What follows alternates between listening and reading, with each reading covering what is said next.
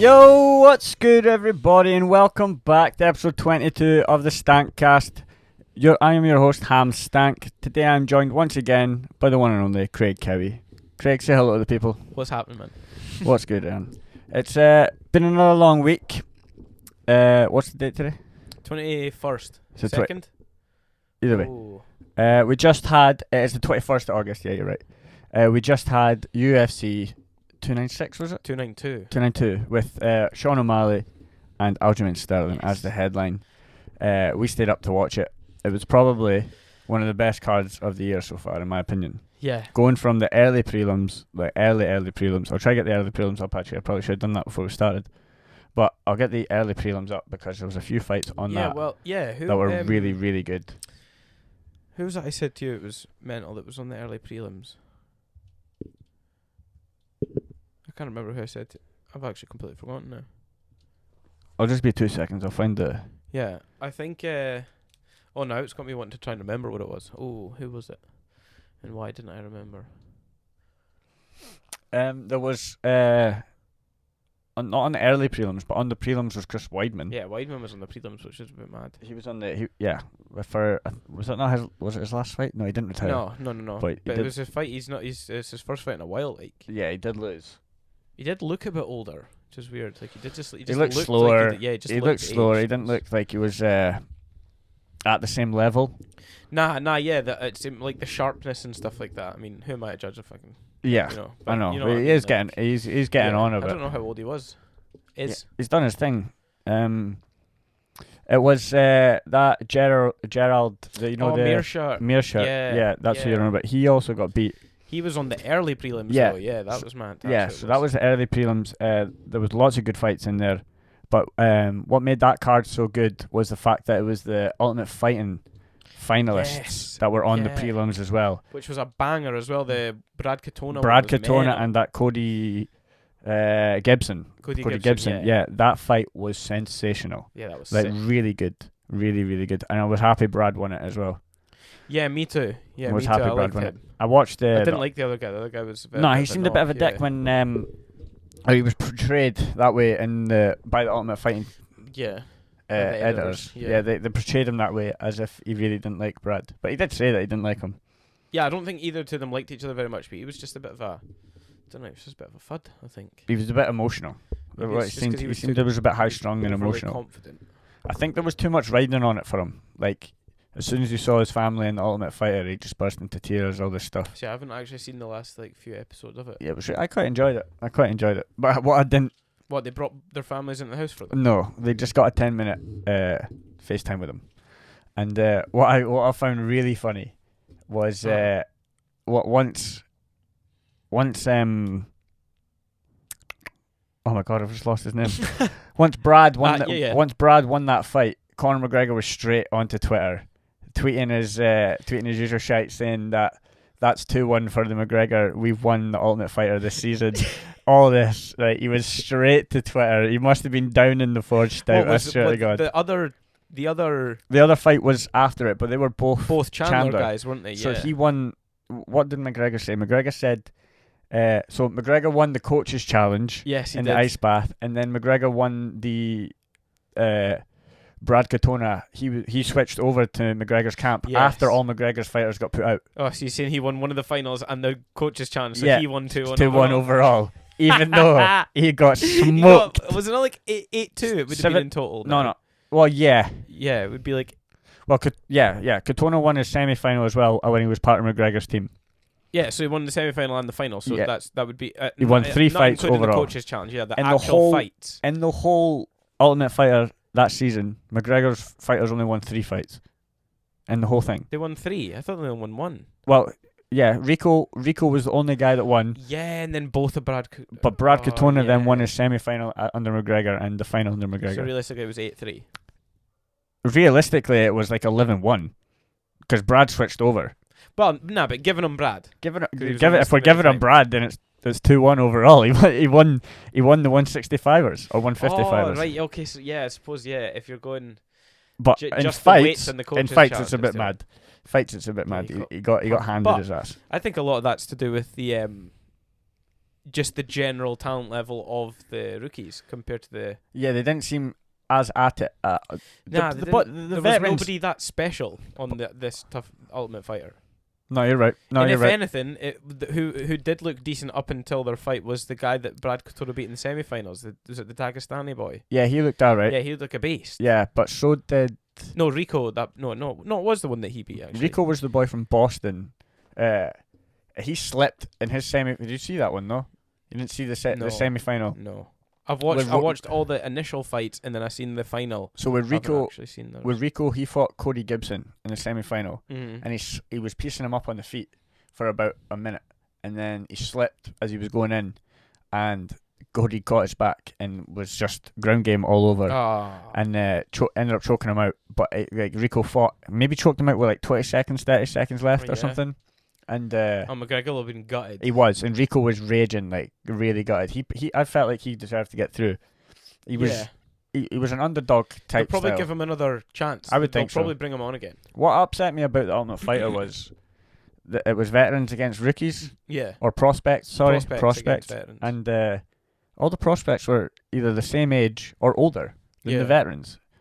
And how is that a prospect, especially in UFC? Yeah, it means that they didn't even really have youth on their side. They were literally old. The only difference between them is one of them had already fought in the UFC and one hadn't. So yeah, the UFC veteran. That's all it was. Which in that case, you wouldn't be surprised as to why the veterans won, because they're actually used to the whole setup. Yeah, they're used to the promotion. They're used to all the big lights and they've had big fights. Yeah, they'll be the same age, but they've had bigger fights, way bigger than the prospects. Yeah. I mean?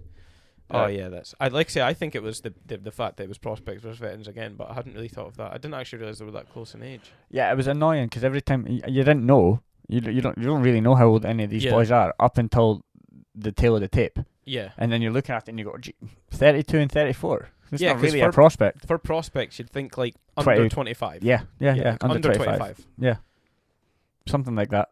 Yeah, because then anything over than that, and you're probably, I suppose, even though you're maybe not a UFC veteran, you're still fucking... Yeah. But you can be... What is a veteran, man? How long is the fight game? I think it's anything. Like, if somebody goes away to the military, they do a tour and they're a veteran. So I think it's just like... If you do like a long tour, like say in Afghan, like you come back and if you leave, I'm pretty sure the clash is like a veteran. Yeah, you would, yeah. You'd be a war vet. It's just, I think it's probably just prolonged experience in a certain thing, so they're only veterans of the UFC. Yeah, I guess it's just determined on your experience. Some of them could be like fucking Cage Warriors veterans, like pure 20 fights in, but because they're not in the UFC, they've come up under as a prospect. Yeah, that was the only thing about the Ultimate Fighter this season that I was a bit like meh, because they're not really prospects. It wasn't really prospects, and like how old was that Rico? 30 something. That's the one that surprised me the most. How old is Brad Katona? Okay, let me check for you. I wish I had a Jamie to pull this stuff up, but I don't. Brad Katona. Yeah, I wonder how Brad... I think surely early 30s as well. He doesn't look that old. He wasn't a prospect though. He's 31. That's what I'm saying. So he's 31 and he wasn't a prospect, right? Yeah, so he's a veteran at 31 just because he's been in the UFC. Yeah. And that Rico, so the Rico was fucking older than him. Well, some of the prospects. I don't know Rico's second name, so I'm just having to type Suave. That's absolutely shite as well. You set me right up. Season was it 32? Oh, now you're asking questions. 31. Tough 31. Who? Was his name Rico? Are you sure? Yeah. It's Rico. It's like an Italian name. Go and try it. Rico DiCilio. Oh. I thought that was way more complex. Ciullo. Cecilio. I don't know. A Ceciliac. Like that, yeah? Yeah. I don't have a clue, mate. I can't see your screen from here, so I don't know what's going on. I've misspelled it. Yeah. But currently trying his best to find how old Rico is. Rico's 36, right? And he was a prospect. Mad. 36 and a prospect. It took a long time, right? But I got there, and so I proved my point. At 28, there's still time for me. I've got 8 years, and I could still be a prospect. This is what I'm saying. Yeah. That's what got me about it. Like, I liked Rico, and he looked really young. Yeah, and it was I like thought he was like fucking 22 or something like that. same. And then it was like I've got a kid who's from? like 3 years old, and then oh yeah, my son as well. He's also 9. And I was like 9. I was like, when the fuck did you have that? And then it was like 36. I was like, Jesus Christ. So I didn't. That was my one hiccup with the tough season. But other than that, I really enjoyed it, and I liked I liked all. I liked the fighters that were involved. I liked some of the younger guys. I just hope they actually fight McGregor and Chandler. I thought a lot of the guys. Oh yeah, I think they will. They will. I fucking hope so. No, I think they will. But we'll go back to that UFC card. Oh yeah, that's where we started. Yeah, we were. It was Brad Katona and Cody Gibson. That was probably fight of the night. It was. Well, they got fight of the night for that. Oh, did they actually? Yeah, they got fight I of the night missed for that. They got fight of the night, and then performance bonuses went to Ian Gary and Whaley. Sean O'Malley. No, it was Sean O'Malley and Wei Lee. Yeah. That's who it was, not Ian Gary. Although he probably should have, but he didn't finish. Yeah, well, we'll get to that. Yeah. Because I've got something to fucking say about that. Like. Yeah. And then it was the next fight after the Brad Katona one was the Kurt Hubbard and Austin and Mother. Was it? No. Hubbard. Sorry, Austin Hubbard and Kurt Hallaba. Okay. Do you not remember that fight? No. It's a long time ago, mate. It was literally 3 days ago. It wasn't even 3 days ago. Right. So, which ones? Let me see the picture of them again. It was a triangle choke. There isn't a picture there. It's just that.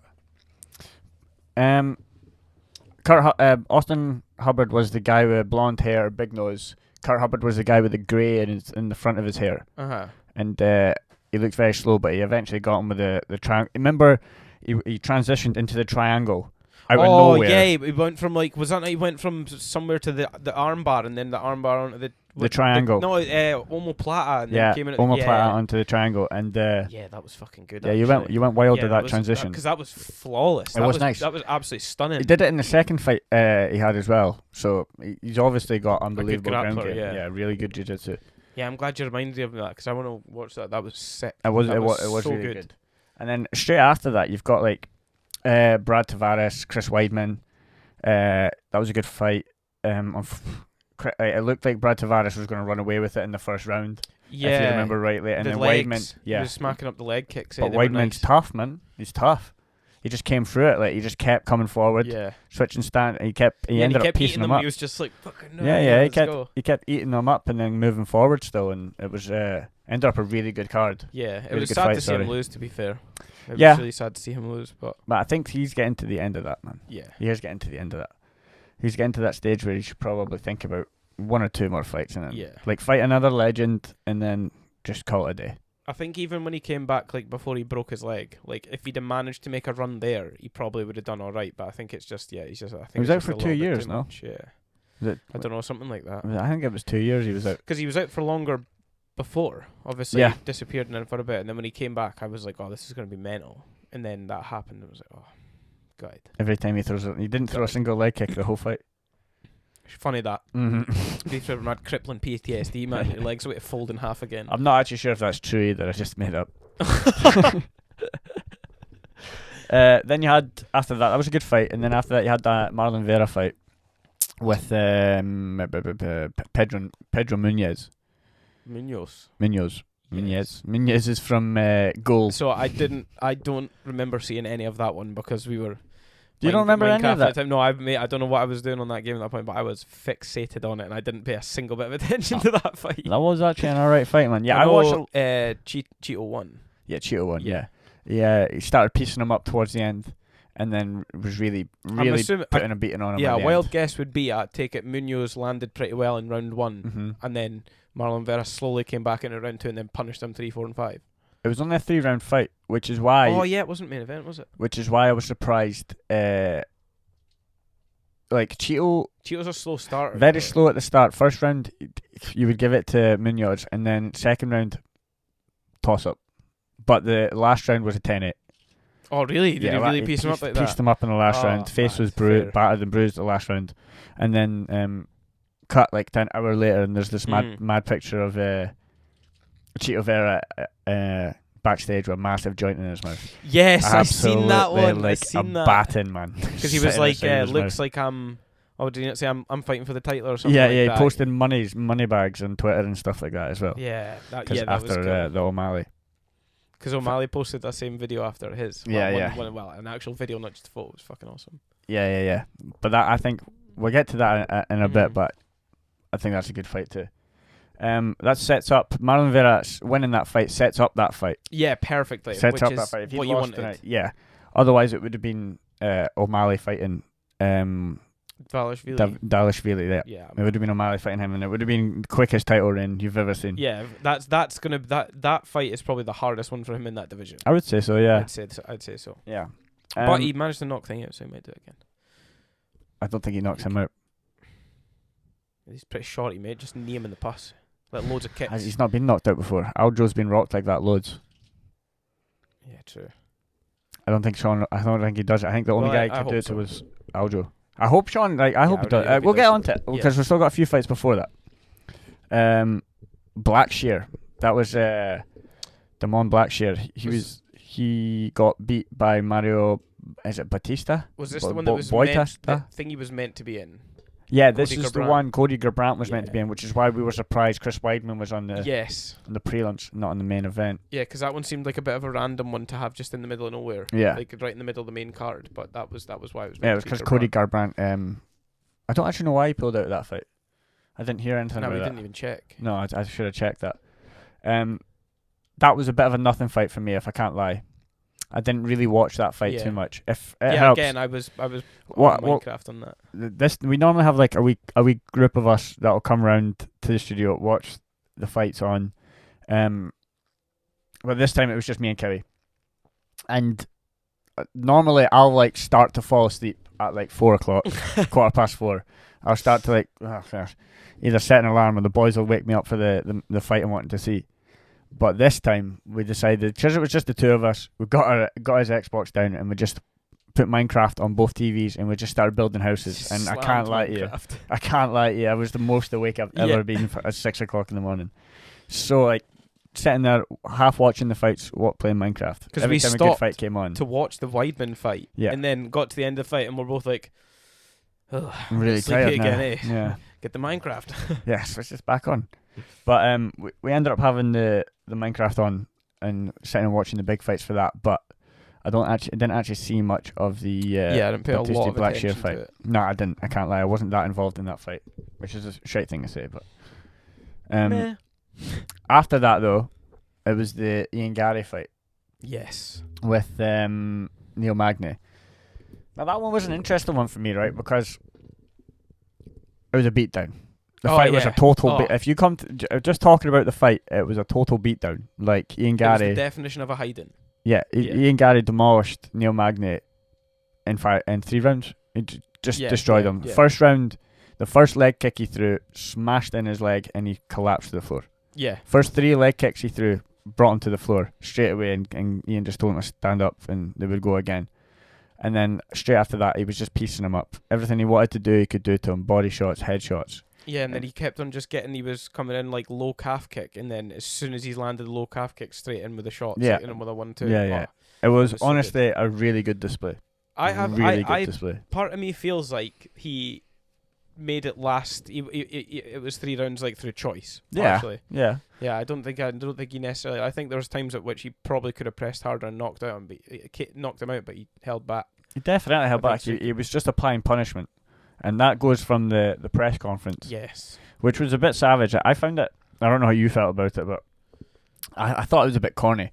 The whole way Ian went at Neil Magny. Neil said something in the presser. It was like, I'm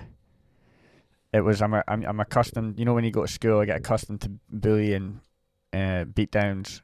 And now he's giving them to his kids or something. He said something along the lines of that. Yeah. And Ian ran with it, saying that he was beating his kids and all this, and really ran with it as if like he was saying that he kicked the shit out of his kids. But when you listen to it, it just doesn't sound like that's what the guy's saying. And for me, he just went that way with it, and he just overplayed it, and then he got like so involved in it, so invested in this idea that this guy beats his kids, that it was it looked a bit cringy. But I don't know the backstory about it. I get that. I get it.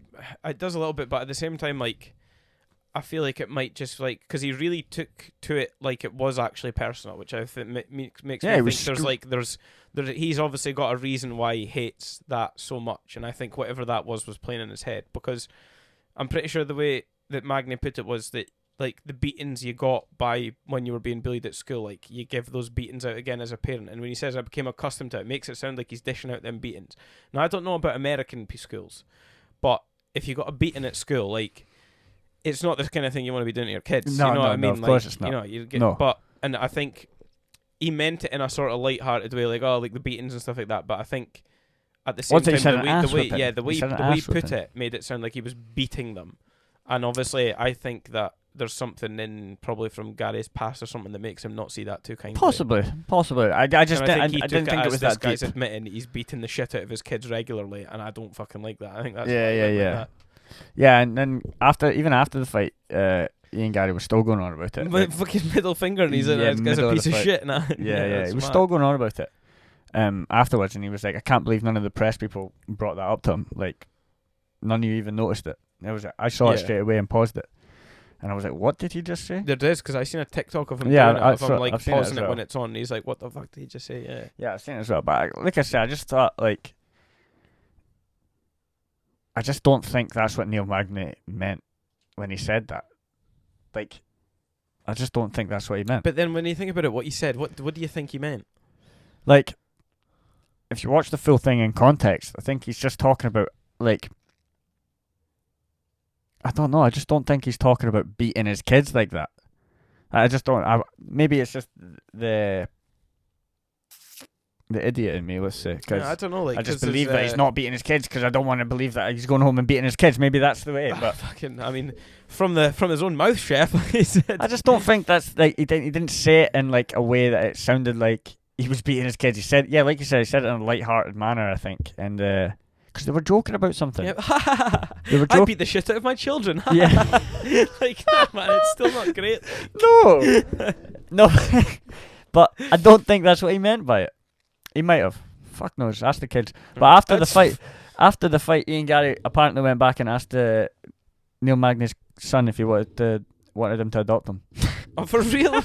I don't know if that's true. I don't know if that's true, but that's what I saw on Twitter. Oh, right, okay. I saw on Twitter that he'd done that, but I haven't heard anything from the... It's maybe something to do with Ian, because Ian Gary's missus is older than him, I think, by a fair bit. And I don't know if the kid that they've got's actually his kid, or if it's like... Is it actually his son? No idea. I don't know. Maybe I've read something to thinking too much, but somebody, marvelous. But somebody made like I've seen a couple people sort of make comments on like Instagram and on TikTok things saying that it was like an older woman, that it was not actually his kid. So I don't know if that's like a running joke about something, or if it's like he's like stepdaddy to this woman's. Right. He was obviously upset by something. So maybe something to do with them, and that's as well maybe why he doesn't like it. Yeah, I mean nobody wants people to be going home and beating their kids. You know what I mean? He just took it. For me, he took it like he really, really ran with it. Maybe his kids are arseholes. Maybe.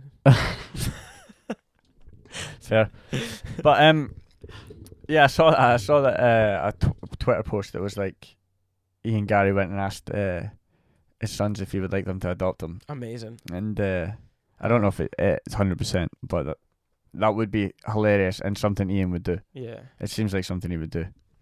Mm. I didn't realise that he'd taken his wife's name as well. What, Gary? Yeah. No, not Gary. Machado? Oh, Machado. Machado. Oh. Ian Machado is that Gary. Not just for a middle name, though? Dude, but he's adopted it as a double barrel name. So he's now got Ian Machado Gary. So he's That's why they read it out like her that. Her name. Yeah. And her child and her. Oh, fair play. Must be really in love. Oh, there's good pussy. Or he's a cuck. Yeah, maybe. But I don't think that's the case. No, I wouldn't say that to him either. No, absolutely not. I should not even made the joke. I really like it. I actually do really like. Yeah, I do as well. Like, I think he's fucking. And although I said that was corny, I've liked everything else he's done before. Yeah. All his fight promotion and everything. I liked all that before. And I think he's going to be champion someday. He's a potential champion. Yeah, it's gonna be seeing him against somebody that's got really good ground game. Like that'll be really interesting. Yeah. Seeing how he handles that. Seeing how his takedown defense is, or yeah. if his takedown defense isn't good, seeing how good his grappling is. Because it's got to be alright, because he trains with Gilbert Burns. Yeah, I imagine it's pretty good. Yeah, it's got to be some level of decent. But I'd be intrigued to see. But would that not be the same division as Hamzat? Yeah. He wants to fight Hamzat. Yeah. Does he? Yeah, he said that before. God damn. He said not. He said not right now. He wants Wonderboy next or something. Yeah. Does he not? And I don't think Wonderboy wants that fight. I'm sure in a video he said he wanted Wonderboy, then he wanted Usman, then Colby Covington. And they're the same height. Yeah. Colby Covington is the same height as Ian Gary. Not the same height. Colby Covington, I think, is one of the 170s that doesn't cut a lot for fights. So I think he generally tends to be like smaller than the rest of them. Right. Because that's straight away reaction to that Ian Gary versus Colby Covington. It seems like a masterclass for Ian. Like, it depends, because Covington's ridiculously hard to put away. Yeah, I know. Yeah. And his wrestling savage, and he's got relentless cardio. Yeah, I know. I think it would be difficult. Yeah. I need to see Covington fight Hamzat. That's the one I'd really like to see that. But do you really think that's a good fight? I think it's I think it's a demolition for Hamzat. Do you really? I don't rate Colby that much. Mate, do you know what? I think it's a very, very interesting fight, because I just think it could go so many different ways. Like, it might end up a straight striking battle because none of the wrestlers want to try and attempt to take down on each other. In which, if it's a striking battle, they've both got decent striking and it would be okay. But I think the problem is, if Hamzat went in heavy, it would be a savage first round of relentless wrestling between the two of them, and then I think Hamzat would get tired in a few rounds. And I think Covington's cardio would outdo him. Okay. I think that's where he would get. I think it would probably not. I reckon it would go into like the later rounds, and I think Covington would probably win it on points, but like would probably savage him for the last 2 rounds. Maybe. That's interesting. I don't see it like that at all. No. And I see Hamzat piecing him up on the feet. I think Colby's got all right feet, all right hands, but I don't think he's got good defense. And I think Hamzat. Neither does Hamzat. No, but Hamzat throws bombs, like big bombs, and they come with intention, and he steps forward through his punches. I just think Hamzat seems to rely a lot on like getting it done soon, and I don't think he puts Covington away that quickly. No, I think he must have worked on that since his last fight. Well, you'd think for so, about and a year I'm now. pretty sure before that fight it was. How many fights did he have in a row before that? They had, whatchamacallit, what's it? Fuck. When they don't eat for like a month. Oh, fasting. No, is it fasting? I don't know, but it was whatever. Ramadan. I think Ramadan. I think Ramadan had been like just before that as well, so he probably wasn't very well nourished. It's not called fasting. Yeah, it's called fasting what they did, but it's for Ramadan. This was right. Okay, you were looking for Ramadan. But yeah, I think it was something like that. So he hadn't been eating properly and things like that either. And he'd also had he was like every month or every 2 months he was fighting. When he first came on the scene, Hamzat was like active.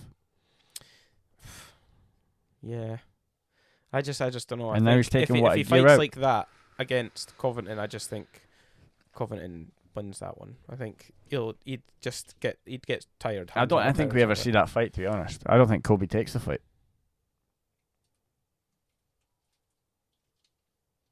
I don't know. I think Colby's pretty game, to be fair. Do you? I actually do. I don't rate him at all, but you can probably tell. I don't really rate him that much, to be fair. I just think sometimes he can be funny, and I have respect for like his wrestling and his endurance. Yeah, he's got some mad cardio. No, and but the last fight was actually was Ian Gary. Like I want to see him against like somebody like that. Okay. I like to see him against Wonderboy, because that would be a sick striking battle. Like that would just be so good to watch. Like it would be mad technical, and that would be sick. But then I want to see if he can beat a heavy grappler, heavy wrestling. What type. ranking is Wonderboy? I have not got a clue. I want to say 8. I'd be taking a wild guess. Mine was a wild guess. He's ranked. What's your guess? What, Wonderboy? Yeah. 7. You're right. I said 87. Yeah. Number 1 champ. And who's Neil Magny's top 15? No, he's not top 10. Is Neil Magny not 10? Is that not why? Oh, was Ian he Gary 10? called him like the gatekeeper for the top 10s? Oh, yeah, but I thought he called out the wrong person, did he not? No, he called out Neil Magny, but then he didn't get Neil Magny. He was meant to fight Someone new. Jeff Neal. And then Jeff Neal pulled out, so he fought Neil Magny. But he'd originally asked for Neil Magny because there's a video of him saying like he turns in and gets told, he's like, have I manifested this into like reality? He's like, I've manifested this like to get the Neil Magny fight. Is it going to happen? Nice. Yeah, stuff like that is the reason I like Ian Gary. Mm-hmm. But I think you're right. The Wonderboy fight is a great fight. Awesome. A great fight. And it's another step up in opposition. Yeah. From 10 to 7. Yeah, it's good. Because Wonderboy and look what he did to 10. Look what he did to number ranked 10. Number 10 ranked, sorry. Somebody like that is just like a bit of a dog as well. And that can go. Like he made him look like he's never done MMA before. That's what he made Neil Magny. He just landed the leg kick so perfectly. It totally destroyed his fucking leg. See, once the confidence goes in that fight, it's over. Once he's battered you down the gut and you don't have confidence on your feet anymore. Oh. I think it's Gary's full of confidence in himself as well. Of course, so that helped him so much there. That was so. I think his tattoo on his neck's sick as well. The swallow, the bird on the back of his neck. You don't like it? It's the round chef. I like it. I like it. And then after the Ian Gary fight, it was. Is that not when it was Whaley and Lemon? Lemons? What's her name? Lemons, no? I can't remember exactly. It is Lemons. How it said. Lemons. Yeah, it's just no N. Sure that's a race. Lemos, maybe. Lemos. Because it's no N. Yeah, Lemos. Lemos. Amanda Lemos. But she put on a clinic. Yeah, again, I watched bits of that, but I feel like I knew that she was just going to beat the piss out of her, so I was playing. Yeah, she really did. I watched the whole fight because Was it not highest strike differential in? It was 267 strikes landed for Whaley to 21 landed for Lemos. So and 240 something strikes difference. And 16 minutes of control time. Control time like to her 3 seconds of control time. And I think, then even like seconds. Body shots was like fucking like Lemos had like 3 or something like that. Ridiculous. But the problem is, right? I'm sure it had that. It was like one of the highest strike differentials in women's UFC history. Yeah, probably was. Well, I'm not surprised. 240 strikes to 21. No, 260 strikes to 21. So 240 difference. That's mad. Like over 100 times the number of strikes each round. That's like 80 strikes more a round. Okay, it was a 3-rounder as well, wasn't it? Yeah.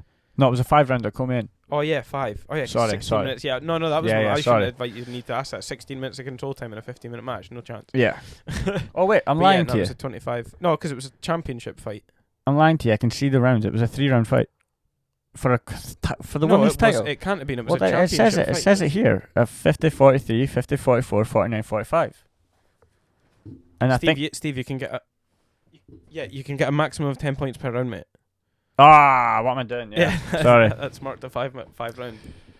What were they all 50-45? Yeah, no. 50-43, 50-44 and 49-45. So one of them gave 2 10-8 rounds and one of the other ones gave the other girl one of the rounds? Yeah, she must have if she got 45.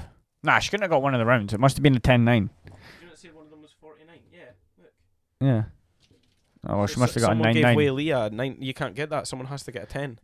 Oh, really? There has to be a 10 and then somebody gets a 9 and somebody gets an 8. So in one of those rounds, one of the judges thinks that other girl won one of those rounds. What, you can't get? You don't get 9-9 rounds. The way it's scored is one person has to get a 10 and then the other person gets a 9 or an 8. What, so you can't draw a round? Yeah, but it would be 10-10, I think, they do for that. Right, okay. Oh, okay. That might be a lie. This is what I'm thinking, because your 10-10 round's really good. I'm thinking a draw is a 9-9. No, I don't think that's how it works.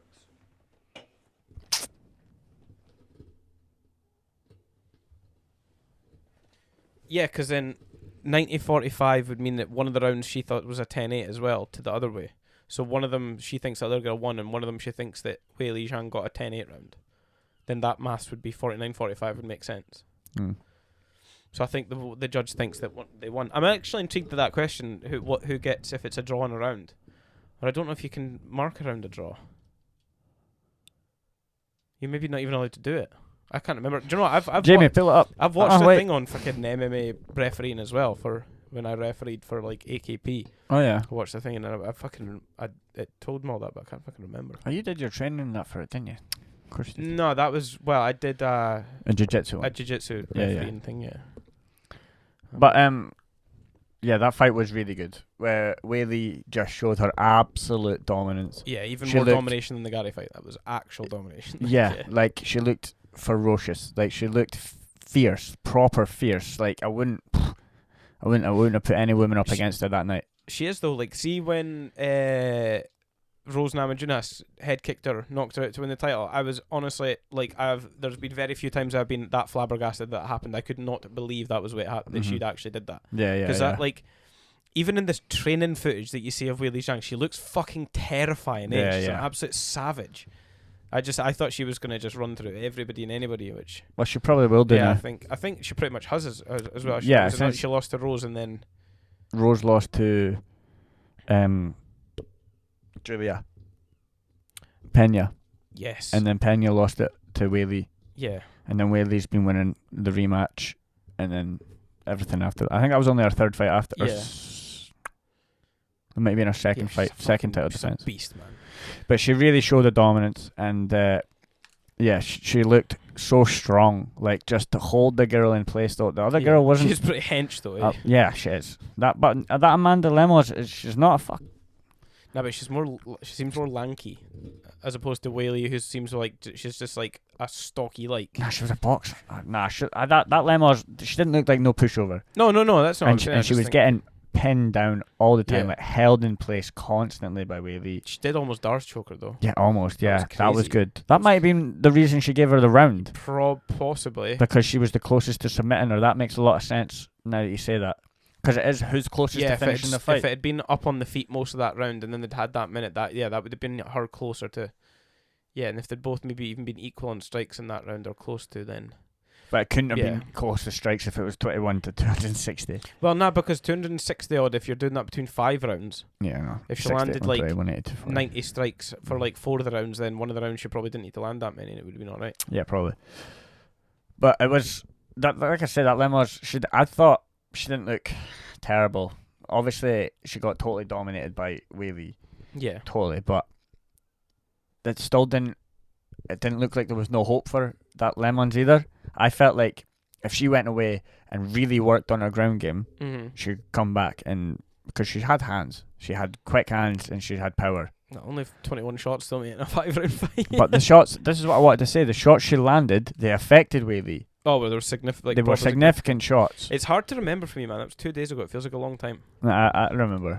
I was intrigued in it, to be honest. But the few shots she did land, they landed with power and they were accurate. And but she got too excited all the time. Like, she would land in the first round, especially. She would land a shot and then just rush in. Just rush straight in to try and do whatever she was waiting to do next and get countered straight away. And you can't do that with Weili. You can't just rush in, overcommit. She would land a good punch, then she would go for the same punch again, but overcommit. And then Weili's just bang. And it was, I think, a little bit more experience, and she comes back and she does it. She might not do it, but she does a better performance for sure. For sure. I think it's one of that. She's quite young as well. Weili by however she likes. Yeah, fair. She is a beast. She is a beast, and long will she reign champ. And then after that was the main one. Was the big fight? Sean O'Malley, Aljamain Sterling. So good. First of all, the ring entrance was unreal. Yeah. What was it? What is it? What was the song? If you are what you say you are, yeah, that a superstar. Yeah, that one. Sean O'Malley came out to that. Perfect choice. Yeah. Literally the perfect choice of song for him, because that was his moment to prove that he was a superstar. Absolute belter of a tune as well. And it is, yeah. And he did it. Like, second round TKO, knockout. No, TKO. Yeah, TKO. Beautiful counter right as he was moving back. McGregor style. McGregor-esque. You saw the training footage of him. Have you seen it? What, of O'Malley? Yeah. The same thing. Yeah. Him drilling that punch. His coach. Pull right straight. His coach emulated Aljamain Sterling's throw perfectly. Yeah, mate, but that's because they'll study I know they'll study it, but the the footwork he got into it, like he stumbled into it perfectly, like Aljo does, and Sean just cracked him. It was the perfect counter shot. It's because I seen a video especially, and they were on about how Aljo's really bad for doing that. Like when he shoots him for takedowns, just throwing his head down towards the mat, and then he does the same with his shots. Like he throws the shot in his head, but you can also see that Aljo almost knew it was coming as soon as he threw the hand. Like you could tell, he just as soon as he threw it was like, and then just took. Oh, amazing! You called early stoppage as well. I still think it was. Nah. He was about to get fucking smashed in the side of the head. He was this on. It's intelligent defense. Him. Nah, I'm not taking it. He was trying to get up. The man was trying to get up. Yeah, bro. He was trying to get up, and he was getting nailed in the teeth while he was doing it. Yeah, but he's going to get up. Like I think if you're the champ. You need to either go out. You need to go out on your shield. If I'm the champ, right, and I've been caught by a shot, say he's winning the fight, he might have been winning the first round. Yeah, Sterling, right, because of the control time he had and whatnot. Yeah, to the end of the round, but you're winning the fight. You've been caught by a shot. It takes a few seconds to get that fog out your head, and the boy's trying to land shots. Of course, he was moving about. He was trying to get up. I felt like the fight. It might have gone longer and been worse, as in Aljo gets a proper cleaned out, but that's the way a champion should go out. I don't think that's what would happen. See, like you seen Aljo how he's reacted in all of his fights. He has like a lot of the time when he gets on his hands and knees, he almost like hangs out there. Yeah, and the way and O'Malley wasn't in front of him like what most people are using that position. O'Malley was a way to be on the hip right, and he would have just been smashing him right behind the ear non-stop. And Aldo would have rolled onto his back again, and he would have carried on smashing him in the face, and he would have gone out like. Well, possibly, but I think he should. That's my point. I think he should go out if you're the champ. Yeah, I suppose you should be at a point where you're like. The ref will have seen unanswered, like a savage amount of unanswered shots, and just been like, nah, like. Yeah, I just think I didn't call it early stoppage. I said that's exactly what you said. I said it could have went a little bit longer. But I still stand by that. I think Aljo was still working. He might not. I wouldn't have been upset if he'd let it last longer. If he'd let it keep going, I wouldn't have been like, "Oh my god, you should stop it." Like, yeah, I think O'Malley, if it keeps going, probably the next 30 seconds, O'Malley does clean him out. And some people say you don't need to see that. But you're saying as a champion, you should at least give Aljamain the Sterling the benefit of finding out. Yeah, if he could have survived. Because at the end, Aljo's like sitting there like he's disappointed. He's complaining about it. He doesn't complain in the post fight. Nah, that post fight interview was one of the took Perfect. Like an absolute champ. Perfect, fair. yeah. It actually gave me more respect from. Took him like a champ. He is a champ, man. He's been a champ for ages. He is. He shouldn't be as underappreciated as he is. Like I underappreciate him. I fucking don't like him. I really like him. He's beaten some amazing people. Like. That's maybe why I thought of early stoppage, because I really do like Aljo. I like the way he carried himself, but I really like Sean O'Malley even more. I really like Sean, and like Aljo for me is one I'm just like. It's not that I dislike him. I just nah. Like, I'm just I get not that bothered about him. It's because people never thought he deserved the title when he got it. I think he did because he got it of the the knee. The knee from Peter Yan. I think he did, especially once he went and beat Peter Yan. Especially the second the fact that everyone he's beat before that is impressive, and then he beats Peter Yan, and then he went and beat Cejudo. It's like. You couldn't deny he is one of the all-time greats of the bantamweight division. Yeah, Dillashaw. Well, a one-arm Dillashaw. Still beat him. You can't. I know it's a one-arm, but no, you can't take it from you fight the guy who's in front of you. You know what I mean? Yeah, I rated him, but I still think he could have kept going. Like I say, in those 30 seconds, O'Malley could have cleaned him out. But in those 30 seconds, he could have got to his feet. Yeah. He could have got to his feet and made distance. Sean would have kept putting it on him, no doubt. But there's a chance there where he can. And as the champion, he should have been, for me, he should have been allowed to go out on his shield. But at the same time, I'm not calling early stoppage because you're right. What was about to happen next was going to be proper, not nice, and he was going to be cleaned out. He was losing the fight. He was going to take a lot more damage. I think it's running on the intelligent defense side of things. Like I feel like that's what it's described as. You have to be shown to be intelligently defending yourself, and I just think the referee probably was under the opinion like that's not intelligent defense. No, of course. Just like flailing and lying around like. Yeah, and it was Herb Dean, was it not? Big Herb Dean. Yeah. Herb Dean's normally known for letting it last a little bit too long. I thought it was Herb Dean that was the ref in that fight, was it not? I don't know, have a look. It maybe was, but he's normally notorious. Oh no, it's not Herb Dean. It's not. I can see in a picture right there. Herb Dean would have left that, man. Herb Dean would have left it until fucking. Oh, it was the guy that was clean on his back, man. No, it's not the smoker guy either. That's Keith Peterson. Keith Peterson, not Keith Peterson. That guy. That wasn't him either. 40 a day Peterson. Yeah. Dan Herzog, was it him? I can't actually see their face. I can just see the tattoo on his arms, and I'm trying to... I don't know, to be honest. I'm not 100% sure who that is. But... Yeah, no, I'm not sure. I can't really tell. I can't see their face or anything. Overall, really good event. Yeah. Really enjoyed that event. Start card. And I just wish I'd bet O'Malley. Oh. Yeah, we didn't bet anything. I know. I normally always bet, and I didn't, and I would have put on O'Malley if I had as well. So. Goddamn Minecraft. I know. How far into the second round was it that you knocked him out? How far was it? 51 seconds. Ah, mad. Of round 2. Yeah. Awesome. Fucking awesome. It was a really good fight, and people were like saying the first round was boring. But it was exactly what Sean O'Malley needed. was scared to fire. You could tell he was really scared to fire. But he was waiting for that. Yeah. That's what he was waiting for.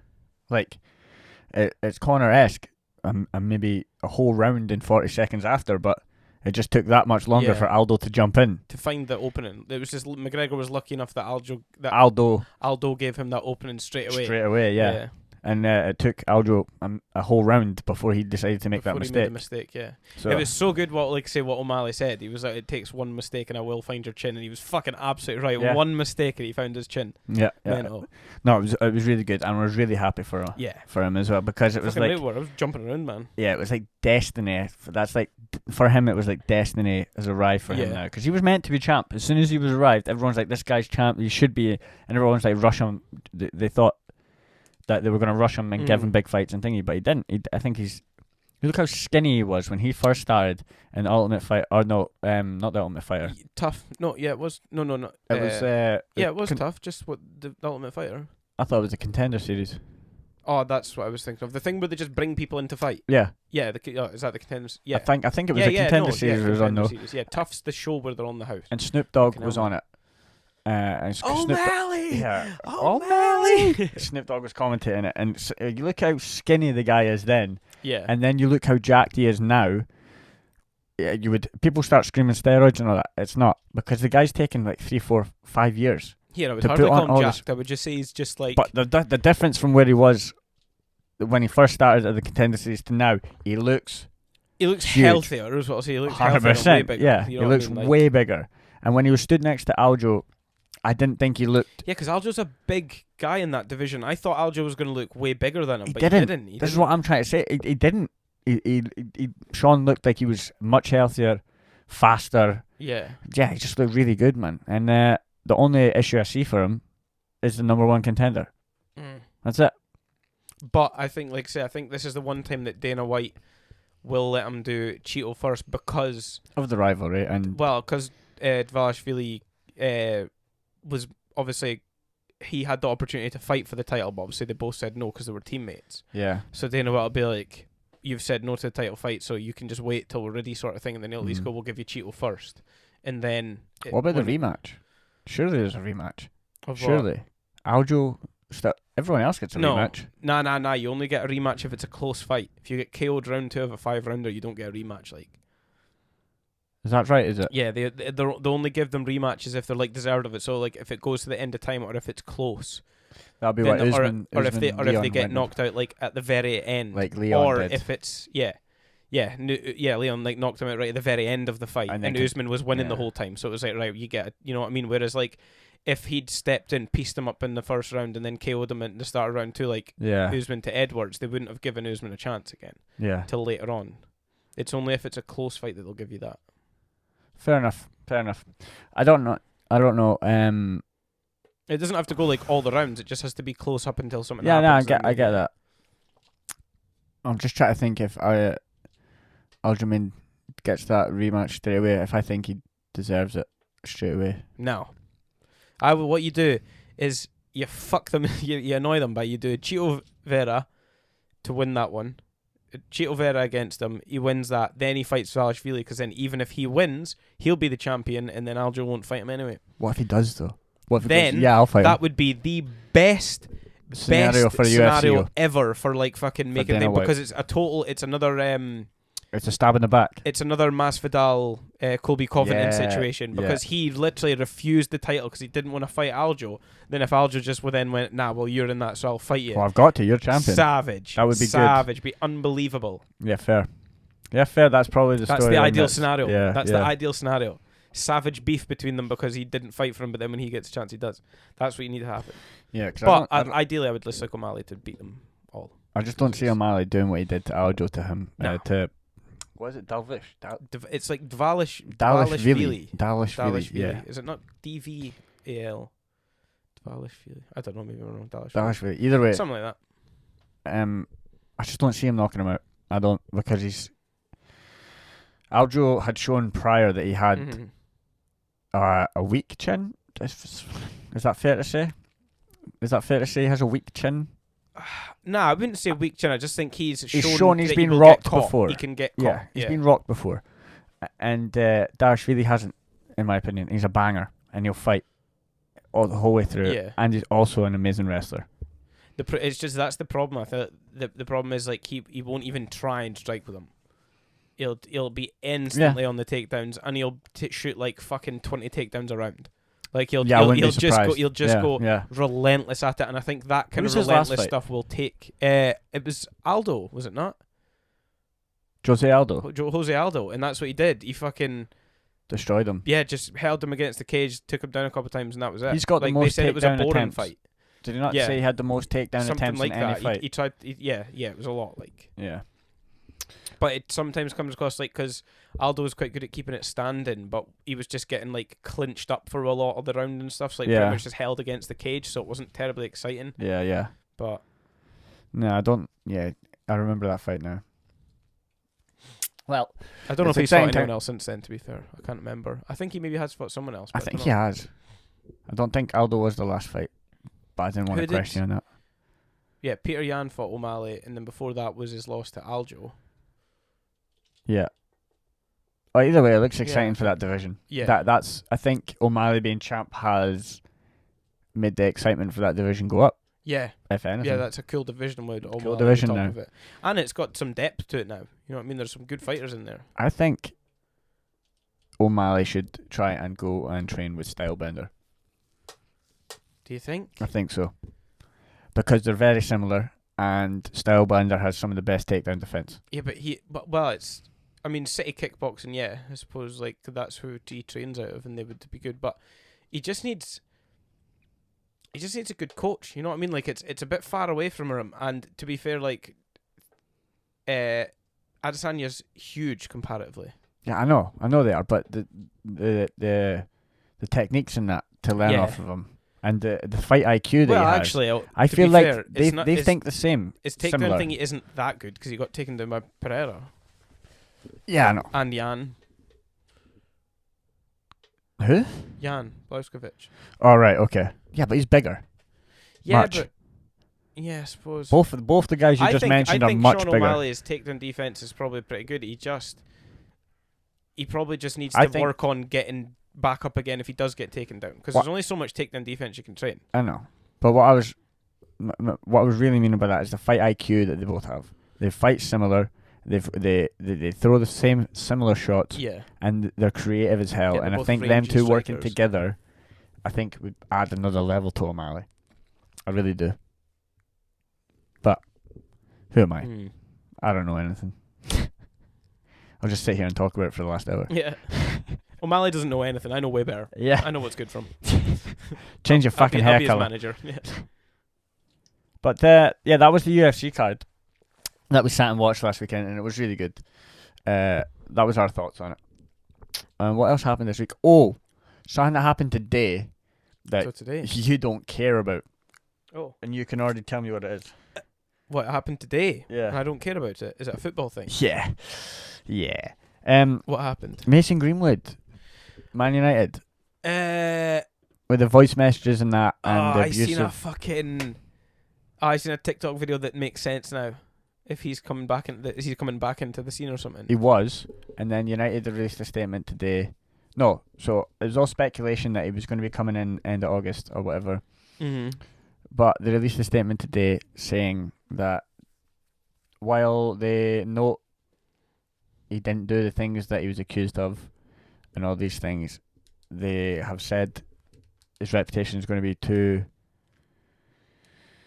It's unfixable at United, basically. Yeah. Like his future's like. That's probably pretty fair because the voicemails are pretty savage. Yeah, they say that he's innocent of what he's done. He's obviously been proven innocent or whatever. They've done their own investigation. Is this what Jake was on about? Yeah. Yeah. Okay. And then basically they want to help him continue his career, but it's not going to be at United, so they're probably going to loan or sell him. And the question is, who buys him? Who buys him? And I have an answer. One of the Saudi teams. Bang. And I'm glad you knew it. One of the Saudi teams will take him. Yeah. Because the Saudi fans won't know the history. Half of them won't give a fuck. They don't. I'm not saying that. But you're right. They won't, though. They won't give a fuck, man. Nah. If he's coming in and scoring as many goals as he will. Yeah. I wouldn't be surprised if he goes to Saudi and lives in Dubai the rest of his life, man, and forgets it ever happened. You know what I mean? Yeah. Never plays for England or what? He might. I don't know. But I don't know. It's his. I can't see him playing for England. I think people would be fucking going after heads. Even though he got proven innocent, like, those voicemails speak for themselves. Yeah. Apparently there was that was a clip of a voice note that was much longer and had more depth to it. Apparently. This is what United have released a statement saying, just so that we knew what was going on, apparently. Okay. The club statement, a lot of people gave it shit online. Mm-hmm. But Twitter's like that. Yeah. I respected. Online's just like that now. Yeah. I respected the statement because it highlighted that they knew it was a very complex issue. Mm-hmm. Like, there was many factors involved. The women's team, the fact they're in a relationship, the fact they now have a child together, all these stuff. What, the person that... Yeah. Right, so he was accused of sexual assault and rape. Yeah. And what's it when you're in a relationship? Domestic abuse. That's the one. So that's what he was accused of. Voice notes, images of her having bruises and all these things. Now, he clearly has hit her. He's clearly done things he shouldn't have done. Right. But she dropped the charges, all these things. So he has clearly done something. To what extent, we don't know. Yeah. Right? But now, the same woman, while that investigation was going on, they slept together, or have been sleeping together, continued their relationship. They now have a child together. And the relationship is still continuing together. These people, the same person. So he's now still in a committed relationship, moving forward with his life, with the same woman that this happened with when he was 19. Which is why it confuses the whole situation. And it's like... Oh yeah, that's just... Yes, he should never have touched the woman. Never have beat her. Never, ever. Because I'm sure I listened to the voicemails and they sound... Is it not... Like, they sound pretty raw, like, hey, like... Yeah, they're like, stop saying no to me, all these... Yeah, but like, like aggressively screaming at her and like fucking... He's not being really really pretty aggressive with it. To be honest, it's a long time since I heard that's what I them. think. It's a long time since I only listened to, I think... I can't lie to you, I didn't listen to them all because it's a bit fucking rough. Yeah. It is, listening to stuff like that. And I think, probably, from the outrage of it, yes, that I only listened to like 30 seconds of one and that was enough for me. Yeah. I didn't need to listen to any more. I don't want to listen to that kind of shit. But, that's a tough one then, because if they're still together and they've got a kid and she's obviously... He's obviously made a mistake. Yeah. Like, it's worse than a mistake. Yeah. I know. You should never have touched the women, all these things, but he's a young kid. I get what you're saying. It is a really, even trying to discuss it here, it's a complex issue. There's so many different bits to it, it's hard to... Yeah, and this guy is a young kid. He's 19 years old. How old is he now? Let me quickly find out. But he's a young kid, right? He's 19. He plays for Manchester United. Probably one of the biggest clubs, the biggest club in England, one of the biggest clubs in the world.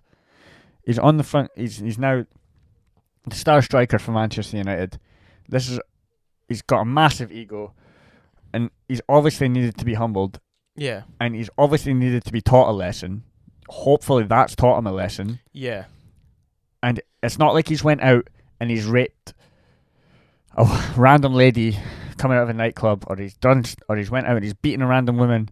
He shouldn't never be. I'll say it again. He should never have touched his women. Never ever have touched his women. Yeah. And the whole sexual thing is like, fucking hell, just go have a wank or something, bruv. You know what I mean? You don't need to be going and fucking forcing your missus to have sex. But he's a 19-year-old kid. What were you like when you fucking first introduced to a girl? You know what I mean? It's not like you're... like that anyway, no, you're not like grabbing them and wanting sex and all that, but you... shouting at them, telling them to fucking... You don't have a massive ego. Just suck it, for Christ's sake! Nah. But we don't have like the massive ego, no. and like he's getting paid all this money. It's like he obviously needed the lesson. He obviously needed to be taught a lesson, and I just think it's hard to have an opinion on. I think like it's a tough one. It's hard to have an opinion on without people thinking you're sticking up for somebody fucking like raping someone. You know what I mean? From what it sounds pretty rough. But there's obviously considerably more to it than just... It's not as simple he went out and raped someone. No, it's not at the as end of the simple day, he's been a fucking dickhead, and he needs punished for it. Hopefully he's understood that you can't be behaving like that, and now he's... And I'm happy now that the club have said that he's going to continue his future away from Old Trafford. I'm glad he's not coming back, because... Yeah, they're too big a team to run the risk of people... The reputation, the history that United have, to put that all on the line, like... For something that could, like, if he comes back to the club, you could lose fans worldwide, and then the entity that is United stops being what it is, because it's massive. Yeah, because Man United is a brand above a football with team. Barcelona, Real Madrid, Man United, Juventus. Those are the big, and like Inter Milan's and that. Yeah. But Juventus are like one of the big brands of football. Yeah. In the Italian league and that. Yeah, it's just like you really put that at jeopardy by bringing back one player, and so he should have to go. He should go. I hope his career isn't ruined like the David Goodwillie situation. I don't know if you know anything about that either, but that's a whole one I'm not going to go into. I don't even know the full story of it. Where it was he took a girl home, and she was underage, but she said she wasn't underage. She said she didn't remember having sex with him. She went home with 2 guys. She didn't remember having sex with him. This is what Jake was on about. Yeah, that's what Jake was on about. I thought, who was the one that... And she went to the papers before she went to the police and released all this stuff. She was looking for money. Who was the one that went out? He went to a nightclub, and he went to like a nightclub and picked up a girl, and she said she was 18. He took her home, but then slept with her, but it turned out she was like a lot younger or something like that. I think you're thinking of the same story, but I don't know if she was younger. This girl. I'm sure that was the whole point of the story. The bit that I seen is the fact she'd said she was younger than she'd said she was, and he was like, well, she'd told him she was 18 and she was in a nightclub, so they were sort of like, well. Oh, maybe you're right. I'm not 100% sure. Was that maybe the Mendy one? I don't know. That happens a lot with football players, to be honest. But like I say, I hope his career isn't ruined. Wish him all the best. Yeah, he's had a serious amount of punishment for what he's done, and he deserves the punishment he's getting to not be able to play for Man United again. Yeah. If he goes away and proves to the world that he's a different human being, as in, I don't know what you do. It's not just as simple as going out and paying people. You genuinely have to have changed to show people that. Well, so he needs to not do that again to his... Obviously. That's what he needs to do. He obviously just needs to show that he's a fucking good human being. Yeah. You know, and then that's the only way it can go. But the way I see it going is nobody's going to buy him. No. Nobody's going to like want you say, it'll club. probably be a Saudi team, as you said before. That would make sense. If he's as good as that, and if he would make a massive improvement to the team, because they'll get him on the cheap too. Mm-hmm. They'll get him on the cheap because they just need him to go on to somebody, and so it would make sense. I don't think the Saudis even care about getting people on the cheap, but at the same time, they would. I wouldn't be surprised. I'm not saying I want this at all. Just wouldn't be surprised if United loan him out for 4 or 5 years and then bring him back. I wouldn't be surprised if that happens because he's a massive investment for United. And he's been at the club since he was 7. So, well, to be honest, no matter what they sell him for, they make money off him. Yeah, I was going to say, because they didn't buy him off anyone, did they? Because he's been at the club since he was 7. Is he really? Yeah. Savage. Which is what That's I'm saying. some life, like. 7 years old, you're thrown into Manchester United Football Club. And then by the ages of like 16, 17, you're looking on the fringes of the first team. 16, 17, Cowie. Yeah, I know, but it's hard to feel sorry for. I'm a know. millionaire that plays football. Oh, boo-hoo, what shame. Yeah, I get that. Yeah, I very much get that. But you've got to imagine being. You've got to put yourself in that position. I'm not saying it would be hard not to become a cunt. Yes. It would be hard not to become a dickhead. Yeah, it would be hard not for that to go to your head. And it's clearly went to his head. Whereas you've got Marcus Rashford, who's the absolute complete opposite. Yeah. You know, he went the total opposite way and is a proper role model, which is... Which as well goes to show at some level of just like having good morals. And I think it's good family around you as well. He didn't have good morals. Yeah. And hopefully he does now, but... Yeah, 100%. Yeah, evidently his morals were a bit fucked. Well, that was the last thing I had to talk about. That's what's been happening. Yeah. That was the last exciting thing that's been happening this week. But that was a good episode again, mate. Mm-hmm. And is there anything else you want to say? Anything else you've thought of? What's been happening? Fuck knows. Just the Dylan Dennis and fucking... Oh yeah, I totally forgot about all that as well. Yeah. That I wanted to. There's not really a lot to say on it, but that's hilarious. Oh yeah, it's the first time I've seen a lot of people on the internet actually liking Dennis now because he's fucking. So if you haven't seen, Dylan Dennis is berating Logan Paul and his fiance. Oh, it's so rough. It's so rough. It's so rough. Every day you open Twitter, there's 5 new pictures of her necking on with some random celebrity. Yeah, holding on to random guys. Yeah, necking on with people, and it's just the list is getting longer and longer and longer. She's effectively just been passed around celebrities. She's just, a Hollywood hole. Just taking a crack at all of them. What's she famous for? She's just a model. Well, just a model, but cool. She's a model. So she's famous for getting piped by a bunch of celebrities. Yeah, that's mad. And the fact that all the stuff that Dennis has been posting as well, nothing. It's not even it's anything that isn't been public too. Yeah, all these pictures have been on Instagram, in newspapers, magazines, all these kind of things. I seen one that was a picture of it was I don't know if I think he posted it. The one that he posted in it was a row of people, loads and loads and loads of people standing in a line, and then I think it was her at the front of the line, or a door or room or something like that said her, and then it was or so she was lying somebody, like that. Yes. Yeah. And then it was a row line, and then there was just Logan halfway in line with flowers and a suit on, pure sad as fuck. I've seen another one. It was Logan when he gets home tonight, and it was a picture of him opening up, and it was this huge hole. He was just mate. You've seen the Kermit one? What one's that? It's Nina on Twitter. No, Nina in person. It's Kermit with his gaping arse. It is savage, man. It's some of the best promotion I've seen. It's some of the best promotion. But apparently Logan Paul's gotten basically a cease and desist on him to stop talking about. Logan's posted saying that was a lie, but I don't know. Oh yeah, I don't know. I don't know who. Because I'm telling you right now, Logan Paul, Dylan Dennis, don't know who to trust. Don't trust either of them. Don't trust either of them. Both bullshitting bastards, eh? Don't trust either of them. I think. I don't trust either of them. I don't think there's been a cease and desist. They're both very likely to lie. Is the inclination? They're both very inclined to do that. I don't think there's been a cease and desist, mainly because Dylan's not ceased or desisted. Yeah. He's constantly still going for it. You know what I mean? Posting them. And apparently he's got hold of a picture that'll ruin the relationship. Yes, I seen that.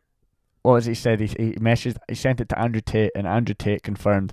But then again, why would you randomly wake up? Andrew Tate posted saying, "I'm not trying to get involved. Didn't think I would get involved." And then he said, "I woke up to a picture from Dylan, and he's not lying." Why would he randomly just send a picture? I don't know. Maybe if they're speaking or whatever. Because I feel like he's probably sent it to a few people. Because there was a video saying he also sent it to.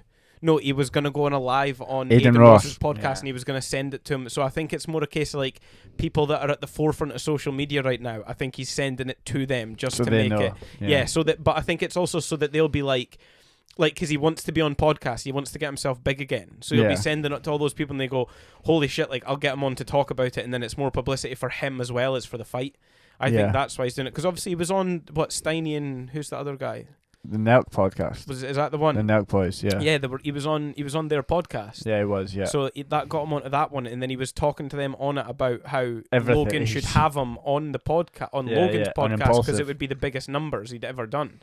But then they were like, nah, because obviously they ended up just scrapping or something like that. But yeah, I think a lot of it as well is I think he's just trying to get himself back into the social media highlight. I just don't trust. I've watched loads of clips. I watched maybe half of the Nilkad podcast. And I just don't believe anything he says in it. A lot of it's shite. He does bullshit. When he said that he genuinely believes he could beat, if there was a no time limit MMA fight, he could beat Francis Ngannou. Just shut up, bro. Not a boxing match. He was but a full MMA fight with no time limit. I could have him. Shut up. Shut up, man. Shut up. You got choked out by a security guard with no MMA experience. Do you know what I will say though? I feel like that knowing how good a grappler Dylan Dennis is, that's 100% a situation where Dennis has been completely focused on something else. The guy's walked behind him, wrapped it right round his neck behind him, and then squeezed. And in which case, I don't care how good a grappler, you can't do fuck all about that. If you're not paying any attention, someone just is instantly got a rear naked thing because you're maybe doing something else with your hands. I know. You're not stopping that shit. I don't care. It's funny. It's hilarious. Like, I laughed at all of the comments of people being like, "Oh, black belt and getting choked out by a security guard." Like, that's funny. Yeah. And there was like, I fully believe him when he said if you put him, Logan Paul, KSI, and Jake Paul in a room, he chokes them all out. Oh, he's I only fully one. Believe. Yeah, I fully if only believe one comes that. out alive, it's him. Yeah, I fully believe that. For Yeah, sure. I fully believe that. Because he is like, if you see some of his grappling matches, like I've seen him against, like, well, you were the one that actually once sent me a clip of the Gary Tonin one, and then I obviously showed you the actual thing. Yeah.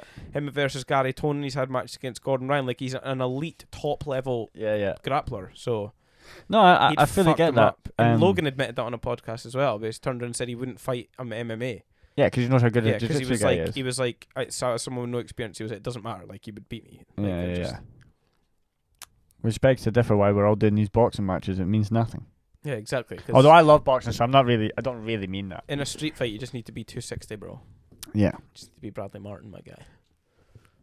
I don't even know if Bradley. Yeah. No, he always says that. He says he'll beat anyone in a street he does. fight. Yeah. But I'm 260, bro. I always see people making like jokes about it on TikTok. It's fucking hilarious. Yeah, he's a bit. I don't mind that Bradley Martin actually. He's the best out of, like, he's not on the Nelk Boys podcast anymore, but he was the best out of the bad bunch. Yeah, I seen him on one of the podcasts when Steiny and whoever the big guy is. I seen them having like an argument on one of the podcasts, and then obviously Bradley Martin was on the side basically trying to like organise them so they were all arguing at the right time. So they say it was like he knows what he's doing. He's trying to get it all recorded well. So yeah, no, he's quite good. I'm excited for that that Misfits card though as well, the Prime card. Who's on it? Like, is this the Tommy Fury? This is KSI, Tommy Fury, Logan Paul, Dylan Dennis, Dean the Great, Waleed Sharks. That's happening. Salt Pape will be fighting. I did see that. He was meant to be fighting Slim, but Slim ducked the fight. Yes. He ducked the pay more than the fight, I think. But either way, he's ducked the fight. Deji is going to be fighting that guy who did the bare knuckle fighting. Well, that was rumoured. Don't know if it's going to happen because the bare knuckle fight was just 2 weeks ago. Yeah. Oh, the one that fought. And the BKFC. The one that fought, what's the guy's name? Oh, who did he fight? Bryce Hall. Bryce Hall fought somebody P. Is that who Deji was going to fight? No, Deji's going to fight Bryce Hall. Oh, right. Oh. Right, so Bryce Hall's the influencer who fought in BKFC. Yeah. And he's going to fight. I thought you were meaning the guy that fought Bryce Hall was the one that Deji was going to fight. Nah. Oh, that would be remember, he injured his arm. And that's how Bryce Hall won the fight, was because he injured his arm. But, yeah, Deji was going to fight Bryce Hall, but a month and a half after his last fight, I don't think they're going to do it. But Deji's going to be on the card. I don't know who his opponent is going to be yet. Oh, I'd like to watch that then for sure, yeah. And then King Kenny from the Beta Squad is most likely going to be on the card as well. Oh, wait, no, sorry. He has had the final against Anisan Gibb in the Kingpin final. Remember the 8-man tournament? Yeah. So the final of that is Anisan Gibb and King Kenny from Beta Squad. Do you know what? Logan and Jake Paul are terrible brothers to each other. They hate each other, man. Horrible brothers to each other. Yeah. Like, I seen a video of Logan, like, basically saying that, like, he'd stolen, like, the Diaz fight off him, and that they were having this argument, and they were just getting really snippy with each other. And then now thinking about it, Logan is now about to fight on KSI's card when his brother's, like, fights for a different promotion and hates KSI, and he's just going to fight on his card. And yeah, man, there's a big thing just now about shitty brothers. There's a big thing about them going at each other just now. They put them fighting thing to bed.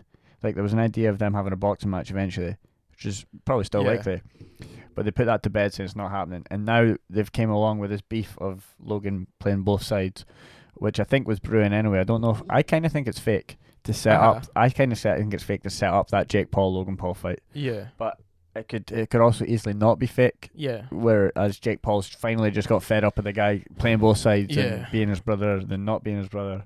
It's just mad. Like, do you know what it makes weird. me think it's very of? Weird. Like, everybody like a lot of people really like Logan Paul and Jake Paul, and the majority of the people, now it's two people that I don't really tend to bring up a lot, obviously, but fucking Andrew Tate and his brother. But like, as much as you think one of them's good people and one of them's bad people, like, look at the fucking relationship they've got with their family. Like, at least those two as brothers are fucking solid. Yeah, they're solid. Whereas Jake Paul and Logan just seem like they just fucking want each other to fail. Yeah, they'll mess each other up at any opportunity. Yeah, exactly. Although it doesn't, I don't like Jake Paul, but it doesn't seem like... I don't like him either. It doesn't seem like Jake Paul's like that. I don't like any of the aforementioned. No. Jake Paul doesn't seem like... he seems to call Logan out for it, he wants I think he wants a better relationship with his brother because he's offered for him to be an investor in the most valuable promotions and the better stuff. He's asked him to do all these things, but they've got rival betting company. So Logan's sponsored by a betting company. Yeah. Jake Paul set up a betting company. Okay. Logan set up a drinks company, Prime. Jake's sponsored by its competitor, Celsius. Yeah, because it says that not why Logan was moaning that the organisers told that they couldn't even take Prime. But if, like, say, because I seen Jake say something to do with, like, that it wasn't because of him, it was like the people that were organising it, like the whole event has a sponsor of them. Yeah, it was Celsius sponsored the whole event. Which is fair enough. Mm-hmm. If you're a massive portion of your money is coming from this drink company, you can't expect if they're then like, well, we don't want you advertising a different one. Like, I understand why Jake was like, of course. I understand why that wasn't allowed to happen. Yeah, of course. So on that one, I think, again, Logan Paul's been a fucking fuck. Yeah, he just wants the clicks, man. But it went viral, man. Everyone's talking about it on Twitter, and everyone was talking about it. Like, me and my brother, obviously, I've never used to get on and stuff like that. But fuck being like, I would never ever be like hoping he fails and shit like that. Like, I like me and my brother get on well now. We didn't get on so when we were younger. But we got on good now, and I couldn't imagine being that way. I couldn't imagine being with my brother like that. Preying on his downfall, man. Exactly. Just, my God. But Logan, on a podcast, Logan goes in on Jake and says, I never respected you when we were younger.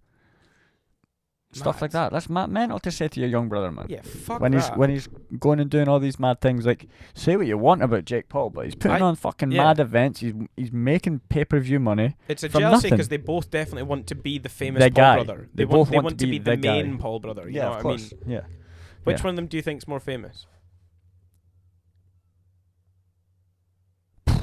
It's a hard one, eh? Because I think Jake Paul's more consistently known, but then the Prime thing really helps Logan Paul. If it hadn't been for Prime, I'd say I think Jake. Logan's the most famous because of the Forest and because of the Prime and the KSI fight and the Floyd Mayweather fight. Yeah. I think he's the more famous that way. Jake Paul, a lot of the time, is confused for Logan Paul. And I would probably say he is catching Logan in fame. Yeah. By doing the things he's doing, especially with fighting Tyron Woodley and Nate Diaz. Yeah. But where do you go from that? Who's the next step up after Tyron Woodley? Nate Diaz. Who's the next step up? Fuck, he tries to take a step up and lost. He's going to have That's to what hope I'm for saying. the KSI fight. He can't fight a boxer. Hey, he needs to hope for the KSI fight. Yeah, he wants to fight Canelo. He wants to be world champion, he says. Come on. No. Come on. Chance. What's the point, man? What are we talking about here? If you're thinking about you're going to go fight Canelo. Yeah, man. Canelo got asked that question. Can't and even he fight was Tommy Fury, man, and you think you're going to fight Canelo. Yeah. He was like, Canelo got asked that question one time after the fight. And he was like, come on, man. He was like, don't insult me. You're doing well, man. I like you. You're doing what you do. Just continue doing. Focus on that. Do what you do. But just leave him, man. Come on. I'm on another level. Yeah, which is fair. Yeah, like, he's not even entertaining. Like, come on, get a picture. Yeah, what are they talking about here, you know? But then, even going off that, you talk about Canelo acted like that. Conor McGregor, went and called out KSI. Yeah, that... Mental. What world are we living in now? Where ridiculous. Conor McGregor, like 5-6 years ago, they were sitting playing FIFA together. Yeah. For the first time they met. And now, 5-6 years later, Conor's calling him out for a BKFC fight. Just fucking, you can't be talking about, I'm going to be the fucking UFC champion again. I'm going to fight this guy and this guy and this guy, but I'm now going to call a YouTuber to bare knuckle box. Like, I'm the baddest motherfucker. Yeah, come on, will you bare knuckle fight me, you KSI? Yeah, I'm a bad motherfucker, but yeah, I'll bare knuckle fight a fucking influencer. Yeah. Come on, man. Like, and the thing is that he called him out while he was in the ring. He called him out. KSI wasn't even in the building anymore. He'd went home. Was he not? He'd went home. I thought he was there. He was there for the longest time, but then when Conor got in the ring and called him out on the mic, he wasn't there. He'd already went home. Box eggs if you worked at an egg boxing factory. I found that was one of Conor's worst lines. I've heard him say it in three different interviews now. I've seen it in two. Three different occasions. He says he can't box. He says it to AJ. Yeah. You know when he's feeding AJ the drink. Sorry. You know when he's feeding AJ the drink. He's like he spots KSI and then he says it to AJ again. He's like he can't box eggs in an egg boxing factory. Why is that a good line? It's not. He was just chinged out his mind there, so man, he probably forgot he said it. He was mangled. But I'm here for it. Absolutely. I love that Conor McGregor. See the one that's shadowboxing. Yeah. I don't care if I don't see him fight again, as long as he keeps acting like a dickhead at popular events. I'm all good with it. I'm good with it as well. People might hate it, but I think it's part. It is. It's funny, man. Not because I like him as a person, but purely because it's entertaining TV. It's just good at every night. That drunken Irish cokehead's done something funny again. Yeah. He was posting voice notes on Twitter.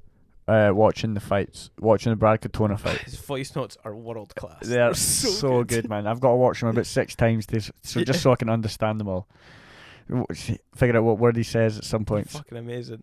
Because he slurs his words half the time. When he's chatting shit about True Jordy and that was amazing. That was so funny. Oh, that was so funny. What is it, you big bag of estrogen? You estrogen head. Big estrogen egghead. Oh, mate, it was so funny, man. See, if you knew that True Jordy got shat on, likes to get shat on, screamed for being shat on, he would have went in. I only wish he'd known that when he made those voice clips, because it would have been hilarious. Mad. He definitely doesn't know the history of True Jordy. He's a proper weirdo way. That's mental. Yeah, when it comes to that stuff, yeah. No, if you like being shat on or pissed on, I'm sorry, but oh, god damn. Strange character, I'll tell you. Oh my god. On that note, I think we'll end this podcast here. Spot on. Thanks again for joining me, mate. Oh, pleasure as always. And thanks to everybody listening again. And we'll catch you in episode 23 next week, where we'll have Josh Wright, who has recently started a band. So we'll talk to him about that. I was about to say what the band's called, but it's absolutely just went off my head. That's not good for me. It's sweating. Give me 2 seconds here. What is the band called, Josh?